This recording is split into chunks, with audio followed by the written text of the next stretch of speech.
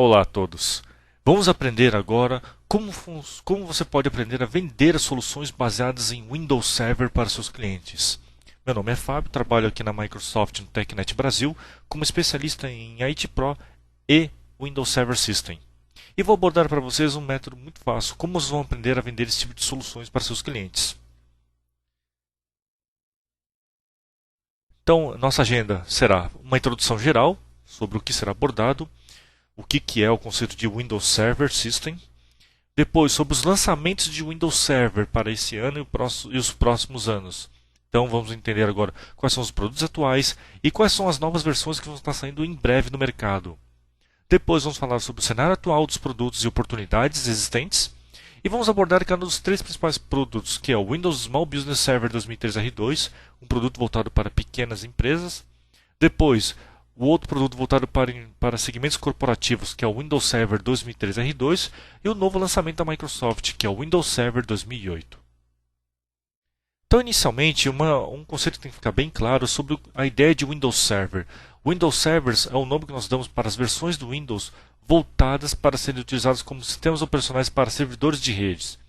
Esses produtos executam algumas funções voltadas para o mercado corporativo, que é a função de servidor de arquivos, servidor de impressoras, compartilhamento de internet, o gerenciamento de identidades, que é um ponto alto, muito forte nesses produtos. No caso do Windows Server 2000, 2003 e 2008, eles vão possuir o gerenciamento através do Active Directory, que é a nossa base de identidades, onde vão ficar armazenadas as contas de usuários, as contas de máquinas e assim por diante. E também esses produtos também fazem o processo podem suportar algumas aplicações corporativas, como por exemplo o servidor de e-mail, um servidor de banco de dados ou um servidor de arquivos. Então é importante entender que essa versão que vai ser abordada aqui durante esse treinamento refere-se às versões servidores, não há correlação com as versões de cenários de desktops, como por exemplo o Windows XP ou o Windows Vista.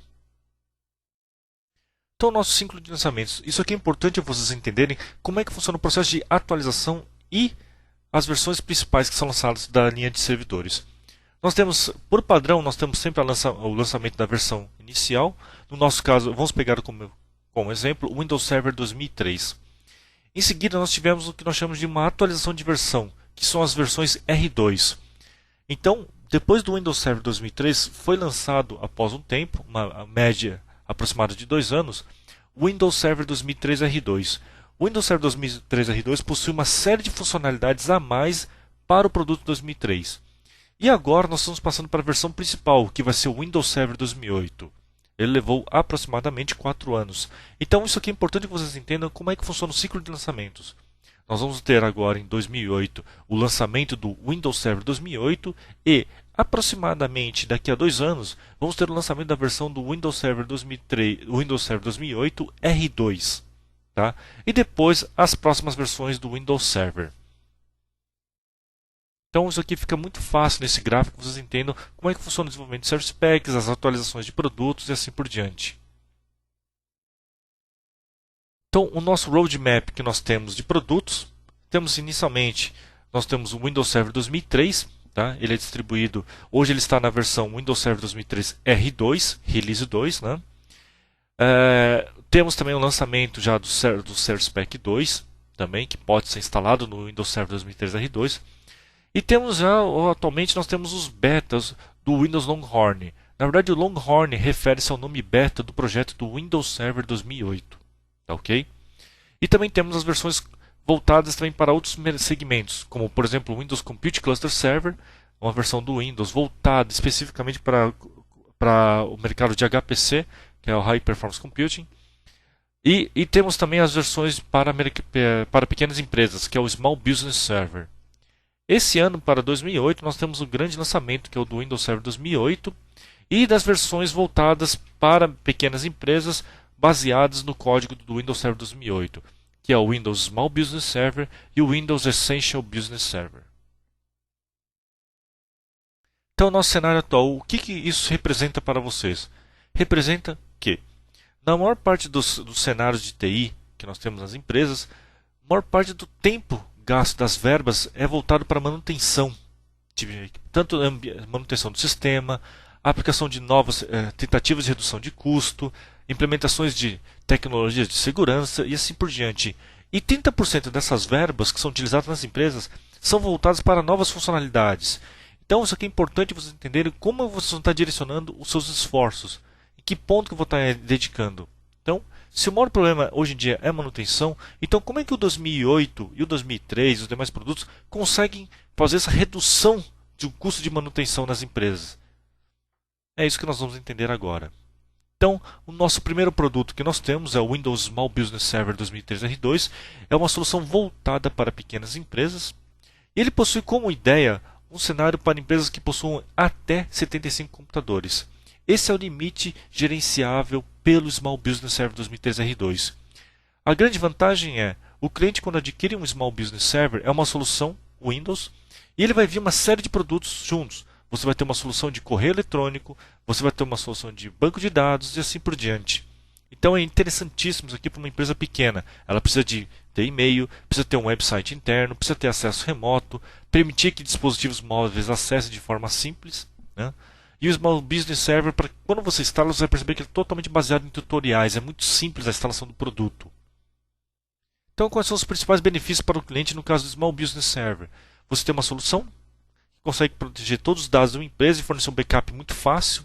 Tá? Além de tudo, ele possui também a parte de backup automático. Isso aqui é muito interessante. Possui também um firewall. No caso, ele acompanha a versão do Wisa Server, que é o nosso produto para firewalls, para a segurança de empresas. E também tem um detalhe muito interessante também. Ele consegue fazer todo o compartilhamento de impressoras, arquivos e também possui um servidor de fax interno. Isso aqui é muito interessante. Você pode utilizar o Small Business Server como um fax server corporativo. Isso aqui é muito legal para uma empresa. Além de permitir acesso remoto também das estações de outros lugares da internet ao seu ambiente corporativo, de forma segura e simples. Outros benefícios. Quais são os benefícios para vocês que são para nossos parceiros? É muito simples. Você vai ter uma solução simples, fácil de ser instalada e que vai conseguir atender todas as necessidades de uma pequena empresa. Então, quando você você tem um cliente pequeno e que tem até 75 computadores e ele precisa de uma solução fácil que tenha tudo já embutido, correio eletrônico, ele quer ter, por exemplo, uma solução que também consiga fornecer compartilhamento de fax, assim por diante, o Small Business Server vai fornecer tudo isso aqui. E com um detalhe, a instalação do Small Business Server é totalmente baseada em wizards, em tutoriais, o que torna muito fácil a implementação do produto. E o gerenciamento também. Aqui é um quadro bem interessante para que vocês possam entender quais são as principais diferenças de cada produto. Então, no caso do Small Business Server, ele é vendido em duas versões, a versão Standard e a versão Premium. Então, aqui nessa tabela vocês conseguem enxergar de uma forma bem simples quais são as principais diferenças entre cada uma das versões. Então, se eu adquirir Standard, por exemplo, eu não vou ter a parte de firewall de internet, que é o Wisa Server, né? Porém, na versão Premium, eu tenho direito a esse produto e assim por diante. Então, essa tabela aqui fica muito fácil vocês entenderem como é que funciona, quais são os recursos disponíveis em cada uma das versões.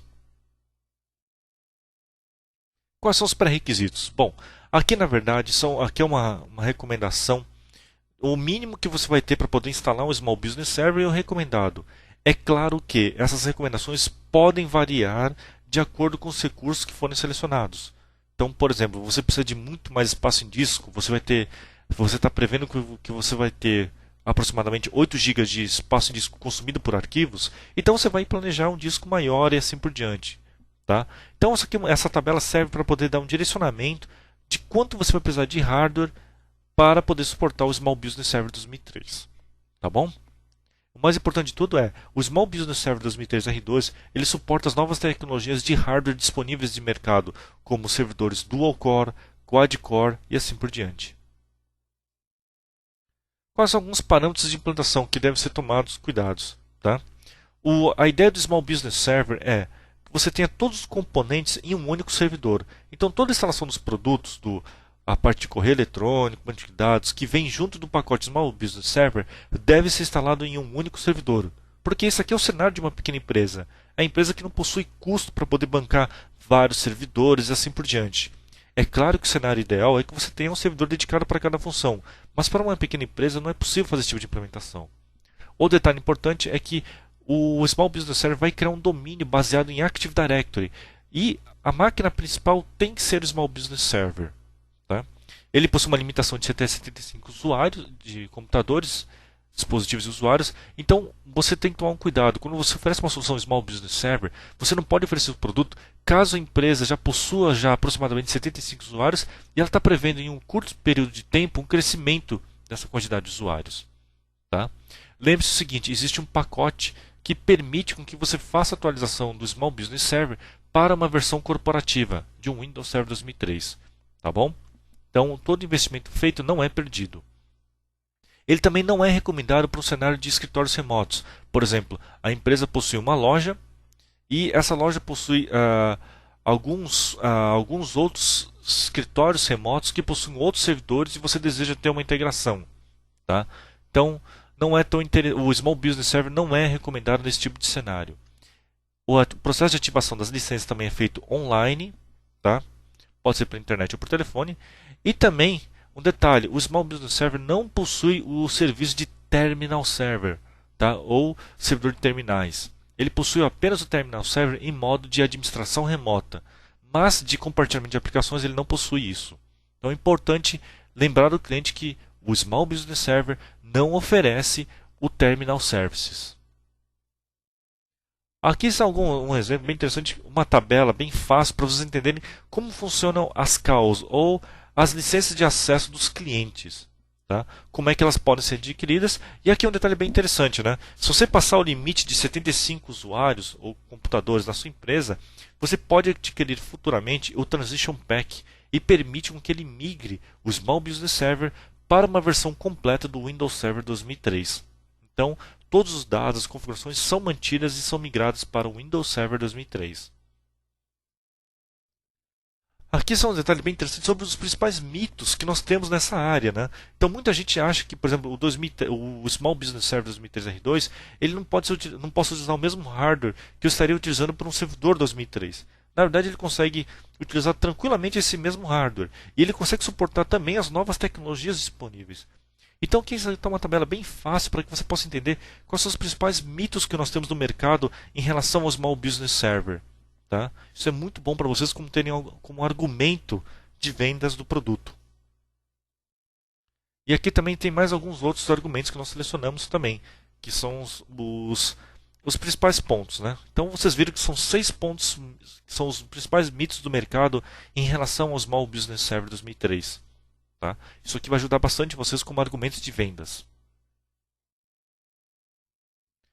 E a seguir nós temos o próprio Windows Server 2003 R2. Essa é a atual versão do Windows Server, e ele possui tudo que você consegue fazer para um gerenciamento de uma empresa. Você tem toda a parte de gerenciamento de identidades, gerenciamento de desktops, de usuários, tem uma plataforma já web embutida que é o Internet Information Server 6 e assim por diante.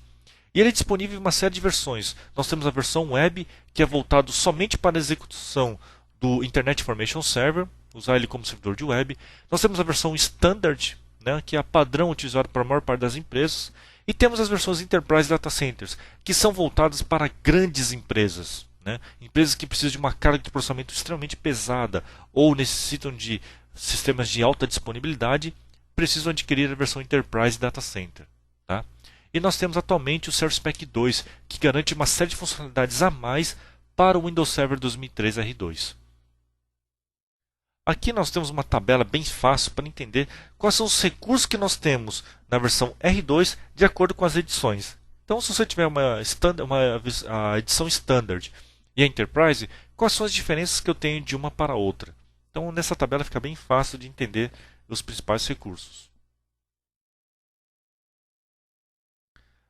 Aqui, para entender um pouco mais, quais são os 5 principais pilares do Windows Server 2003. Na parte de gerenciamento de identidades, o que ele oferece. Né? Nós temos um detalhe interessante também que ele já possui o Services for Unix, que permite que máquinas Linux e Unix façam logon, autenticação no servidor 2003, de forma totalmente transparente, igual uma estação Windows. Nós já temos esse tipo de produto, já está embutido dentro dele, do R2. A outra parte também, alguns serviços de escritórios remotos, em que ele permite a replicação de arquivos diretórios de um servidor remoto num escritório remoto para a matriz, reduzindo o custo de backup no site remoto. Temos também a parte de gerenciamento e armazenamento, O 2003 R2 possui já o serviço de cota por diretórios, bloqueio por extensão de arquivos, que é fantástico.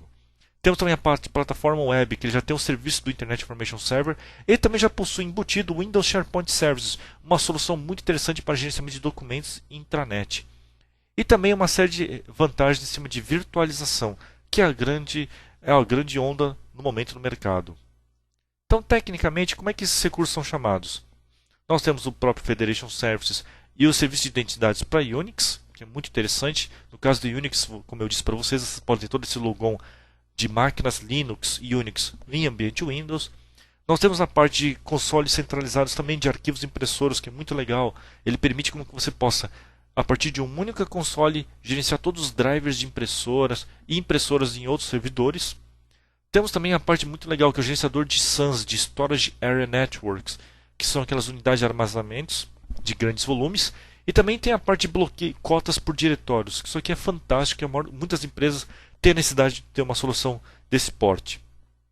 Além, claro, da parte de SharePoint, que é o nosso Windows SharePoint Service, é uma solução gratuita e disponível que permite gerenciamento de documentos e também permite, claro, uma solução de intranet muito fácil para a sua empresa. E também uma série de vantagens com virtualização, usando o Virtual Server 2005 R2.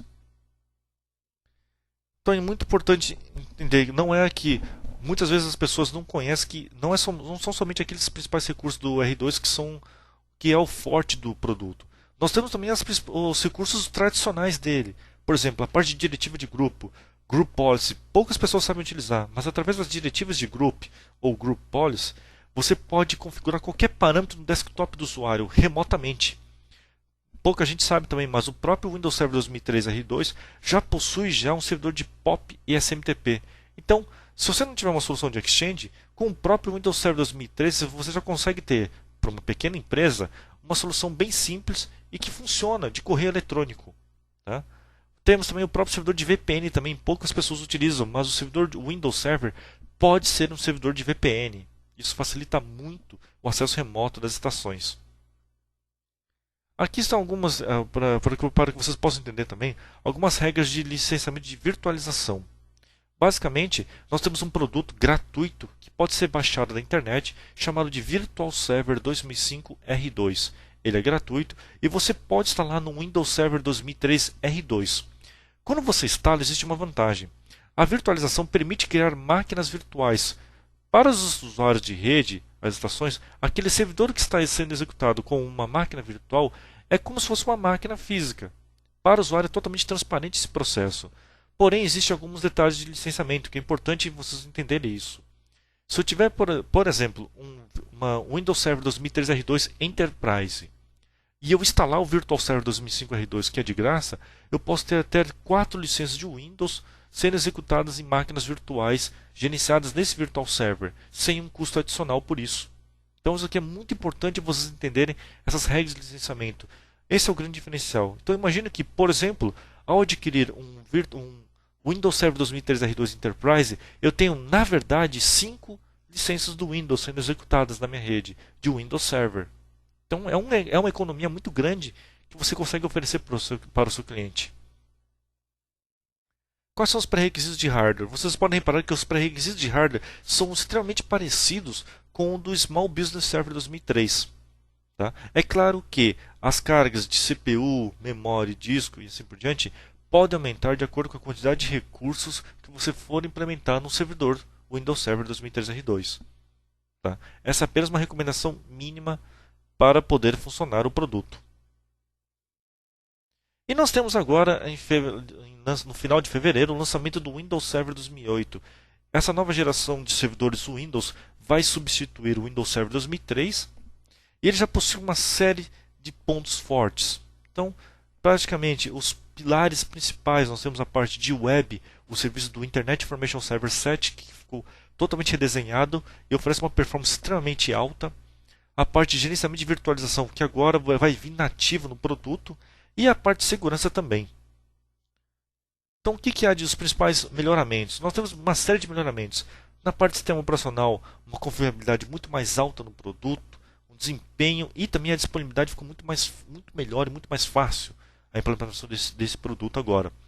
O IS7 também consegue fornecer, que é um servidor de web, um gerenciamento muito mais fácil de vários websites, ficou muito mais simples e com uma capacidade de processamento extremamente alta. E também tem as tecnologias de virtualização, que agora vai vir embutido no próprio produto. Você não vai precisar baixar um produto da internet para que você possa ter a virtualização. Outro detalhe muito importante também, nos melhoramentos que foram feitos principalmente na parte de segurança, refere-se ao NAP, o Network Access Protection, ou a proteção contra acesso à rede.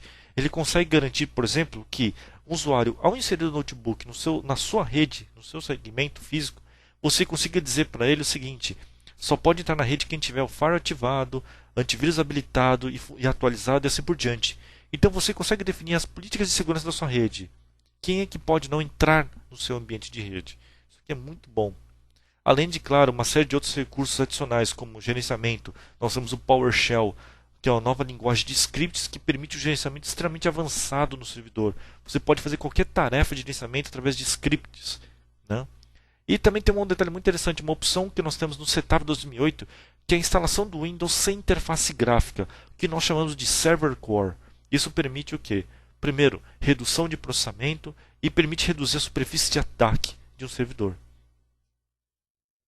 Então aqui está uma tabela bem interessante e que vai ajudar muito o público técnico a entender quais são as principais diferenças técnicas entre o Windows Server 2003 R2 e o Windows Server 2008. Fica muito simples a pessoa entender o que temos atualmente no 2003 e o que foi melhorado no 2008. Então nós temos a tabela 1 e a seguir a tabela 2, que estão bem resumidos os principais recursos técnicos embutidos nessa nova versão. E aqui estão os principais recursos adicionais que você pode obter as informações. Os próprios sites de produtos no Brasil, de Windows Server 2003, 2008 e do Small Business Server. E uma série de tutoriais que você pode baixar do site do TechNet, que está no microsoft.com/brasil/TechNet. E uma série de recursos também para parceiros estão disponíveis, como dicas de implementação, agendamento de treinamentos e assim por diante. Muito obrigado a todos e espero que vocês tenham aproveitado bem essa apresentação.